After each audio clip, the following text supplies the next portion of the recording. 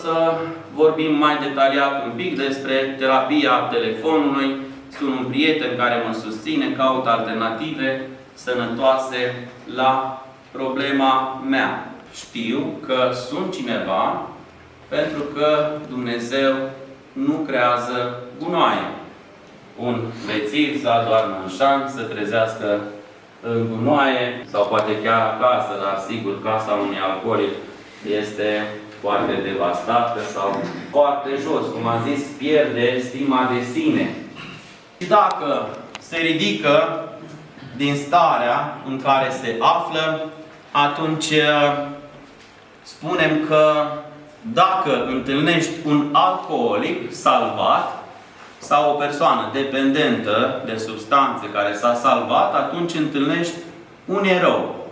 În el pândește dușmanul adormit, acest om rămâne împovărat de slăbiciunea sa și își continuă drumul printr-o lume în care se bea fără discernământ. O lume care nu-L înțelege și o societate care se crede îndreptățită în ignoranța ei să-L privească de sus, ca pe un om inferior, fiindcă îndrăznește să înoate împotriva fluviului de alcool. Să știi însă că este un om excepțional. Deci dacă un alcoolic reușește sau un dependent să se salveze, mesajul este că acesta este un om excepțional și este chiar o minune înaintea oamenilor și înaintea lui Dumnezeu, că acest om s-a ridicat dintr-o adicție, fie băutură, fie fumat, fie pornografie sau alte care le-am menționat deja. Și citatul că eu am venit în lume să mântuiesc pe cei păcătoși, fiul risipitor. Ne-ai făcut pe noi cu dorul de tine și neliniștit este sufletul meu până ce nu-și va afla odihnă întru tine, spune fericitul Augustin. Căutăm prieteni sănătoși, moral, spiritual, rugăciune, spovedanie, dar putem apela și la clinici specializate de detoxifiere, consiliere individuală. Cea mai grea soluție pentru alcoolic este faptul că astăzi nu beau primul pahar. A luat un pahar, îl vrea și pe al doilea și pe al treilea și după ce se desparte de colegi, se oprește la magazin și își mai ia o sticlă de vin să mai dea și acasă un pic. Ce înseamnă 12 pași? Predarea în mâna lui Dumnezeu, curățarea casei sufletului și ajutorarea altora, predarea lui Dumnezeu, sentimentul de a fi adoptat pe noi înșine și pe alții și toată viața noastră lui Hristos, Dumnezeu, să o dăm. Atunci când cineva decide să vină, să intre în programul nostru,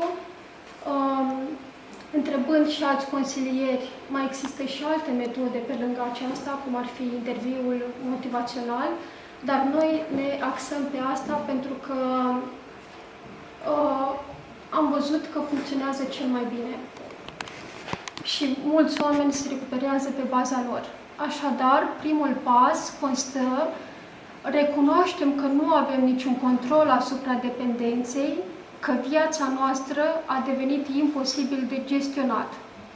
Aici, de regulă, pasul 1 s-ar mai traduce și când omul ajunge la fundul sacului și își dă seama că nicio soluție din cele încercate nu a mers. Avem încredere în faptul că o putere superioară nouă ne poate ajuta să ne însănătoșim. Și e, bineînțeles, taina Sfintei Împărtășanii. Acest lucru sau aceste lucruri, aceste arme, le avem împotriva patimilor și împotriva adicțiilor și se cade ca în biserică să îi ajutăm pe toți oamenii. De aceea, biserica, spunem că nu este un muzeu pentru sfinți.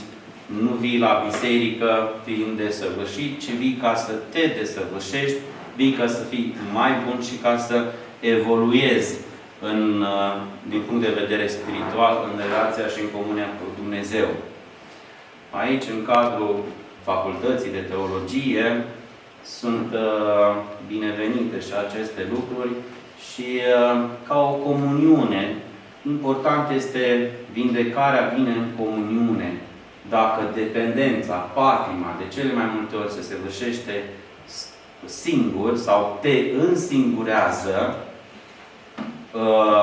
vindecarea vine doar în comuniune, în grupuri de suport, cum am zis mai înainte, ajutor specializat, psihoterapeuți, consilieri în domeniul adicțiilor și ne ajutăm de toată partea teoretică, de tot progresul medicinei care există și pe care nu-l putem ignora, dar ținem aproape de biserică și de Sfintele Taine și astfel, cu ajutorul lui Dumnezeu, putem să ieșim din orice problemă și din orice adicție pe care o avem. Vă mulțumesc!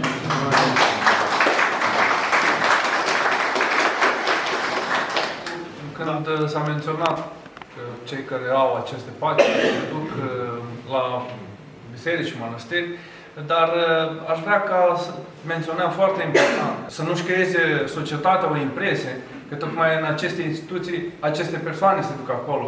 Că știm foarte bine că întrebi pe cineva ce te-ai dus la mănăstire și nu știi că acolo se duc toți, mă rog, perduții sau așa. Din păcate s-a creat acest stereotip urât, deși mănăstirea sau biserica este desăvârșirea duhovnicească care poți ajunge și nu fiecărui da să o primească.